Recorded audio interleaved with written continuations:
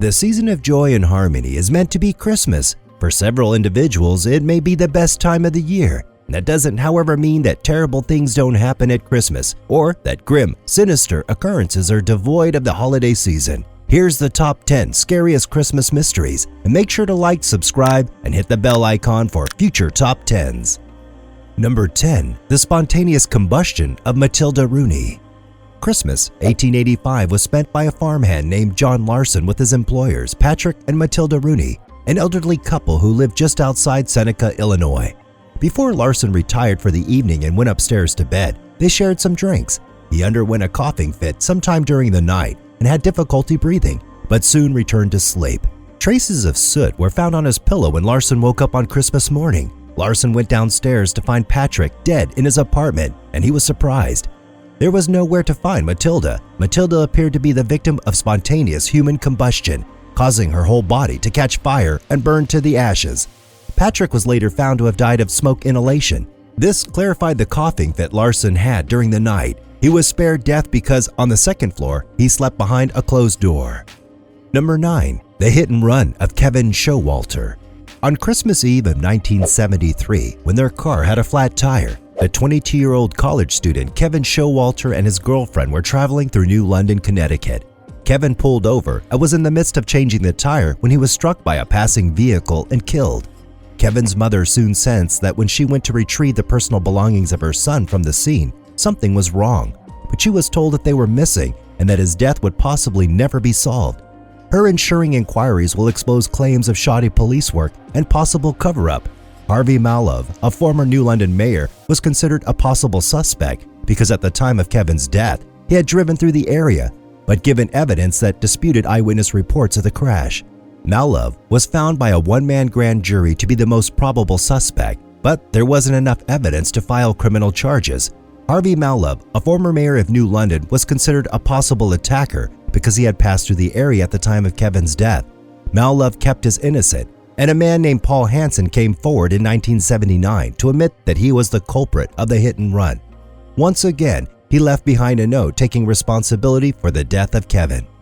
Number 8. The Pleasant Valley Memorial Park Jane Doe. When an individual is found dead and no one knows their true identity, it's a very sad incident. He's named John or Jane Doe if the victim can't be traced. This condition happens several times a year, but in 1996, a specific Jane Doe made a concerted attempt to ensure that her identity remained a mystery. On December the 18th at Pleasant Valley Memorial Park Cemetery, a woman was found lying dead on top of a plastic sheet in Annandale, Virginia. She was about 60 years old and had no ID. In her scheme, they found brandy and Valium. And her head, a plastic bag, was taped. She had already asphyxiated. It seemed like she didn't want anyone to know her name because she had a note reading, "Deceased by her own hand. Prefer no autopsy." It was signed Jane Doe. Jane Doe also asked to be cremated and left 2 $50 bills behind to cover the cost. The scene contains several odd hints about the history of this mystery woman. She had a small Christmas tree set up next to her too. Stay until the end of the video to learn more about unexplainable murders. Number 7. The murder of Rhonda Hinson. Rhonda Hinson, a 19-year-old, had a clerical role at a steel plant in Hickory, North Carolina. Rhonda attended a business Christmas party on the evening of December 22, 1981, and left with 2 of her colleagues. Rhonda left for her home in Valdez after dropping them off and was not far from when she became the victim of a bizarre homicide. To fire a shot at Rhonda's vehicle from an unknown location, a high-powered rifle was used. Before hitting Rhonda in the heart, the bullet managed to pass through the trunk and the driver's seat. She noticed her car on the side of the road with the driver's door open. The body of Rhonda was lying a few paces away. The circumstances about how or why she was murdered remain unknown. In the preceding weeks, Rhonda had behaved oddly towards her parents. She dropped hints that she was keeping a horrible secret and asked her mother an odd question about the appropriateness of dating married men. Number 6. The disappearance of Patty Vaughn. 32-year-old Patty Vaughn left her home in Lavernia, Texas on Christmas Day 1996 and never returned. The next day, her van was located 25 kilometers or 15 miles north. One of the tires was flat and the van had signs of blood and a red workman's jumpsuit in it. Patty had recently gotten into a conflict with her estranged husband, JR, right before her disappearance, and that was the last verified sighting. The couple had 3 children, but 2 months earlier they had split. The day after she went missing, he was jealous that Patty was dating another man and raised eyebrows when he applied for divorce. Signs of blood were found in Patty's bedroom and on a mop inside her house, suggesting that the place had been cleaned by another. It was also obvious that they had recently shampooed the carpet in Patty's truck. DNA tests confirmed that the bloodstains were in fact Patty's. Number 5. The murder of Tracy Mertens. In 1994, with her partner Joey Cavanaugh and their 2 children, 31-year-old Tracy Mertens relocated to Rochdale, England. Tracy wanted to return to their former residence in Birmingham 2 days before Christmas to pick up some belongings. There was a surprise knock on the door when Tracy was there, and 2 black men burst in. Prior to blindfolding and abducting her, they attempted to detain Tracy. The 2 assailants left Tracy on the steps of a church and drove to the town of Eton. They doused gasoline on her and roasted her alive. She had burns on 90% of her body when Tracy was discovered but was still breathing. She was taken to a hospital and lived long enough to describe what happened to her before she died on Christmas Eve. The most interesting part of the story of Tracy was that her 2 assailants allegedly asked, "Where is Joey?" after breaking into her house. They wanted to kidnap her and leave the area after Tracy told them their boyfriend wasn't there. Stay until the end of the video to see UFO sightings and the story behind the author of "'Twas a Night Before Christmas." Number 4. The Warminster Thing. A small town called Warminster was one of the first UFO hotspots in the United Kingdom.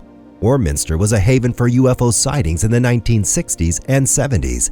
The sightings were not originally flying objects, however, but unidentified sounds. Several Warminster residents were disturbed by a series of odd noises on Christmas morning in 1964, which consisted of loud, pounding vibrations and could be best characterized as sonic attacks. A resident named Marjorie Bai experienced one of the most unusual occurrences. Bai was so overcome by vibrating sounds while heading to church for a Christmas service that she was knocked to the ground and unable to move. She was pinned down by invisible fingers of sounds, in her own words. There were several recorded instances of unusual, unexplained noises in Warminster during the next year. These noises were eventually called The Thing. Local residents began witnessing unidentified flying objects in the sky in the summer of 1965. Number 3. The disappearance of Nicole Betterson. In Dearborn, Michigan, Jarrett Betterson and Susan Kingle lived with their 2-year-old daughter, Nicole. Tragically, the couple got into a car accident in September of that year, which killed Susan. It wasn't long until a woman named Barbara became associated with Jarrett. Jarrett and Barbara shocked Susan's family around Christmas time by revealing they were moving west with Nicole. The couple didn't give their exact destination to the Kingles and told friends contradictory stories about where they were going. For 20 years, Jarrett and Barbara were never heard from again, and Nicole was never seen again. Nearly 20 years later, to ascertain Nicole's whereabouts, the Klingle family eventually hired a private investigator. He had Jarrett and Barbara, who were staying in Las Vegas, tracked down. Nicole was nowhere to be found, even though the couple had spent years receiving Nicole's Social Security payments for children with deceased parents. After she left Michigan in 1977, there was no paper trail of her. Number 2. The murder of Latricia White.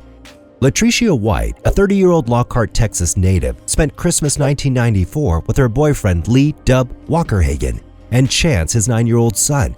Chance was expected to return to his mother on Christmas Day, but called her to ask for a few more days with his father. On December 27, Latricia's father wanted to visit her home after not hearing from his daughter for a while. He was surprised to find Latricia in her bed, dead. She had been shot with a .22 caliber rifle 6 times.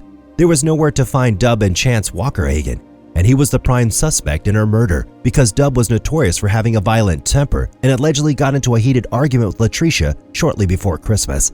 A warrant for Dub Walkerhagen's arrest was released. Months later, a young boy who said "help me" received an anonymous phone call from Chance's maternal grandmother. The call was cut off, but she figured the boy may have been Chance. Nobody knows whether they murdered Dub and Chance Walkerhagen that Christmas or if they're still hiding out somewhere. And at number 1, the author of "'Twas a Night Before Christmas."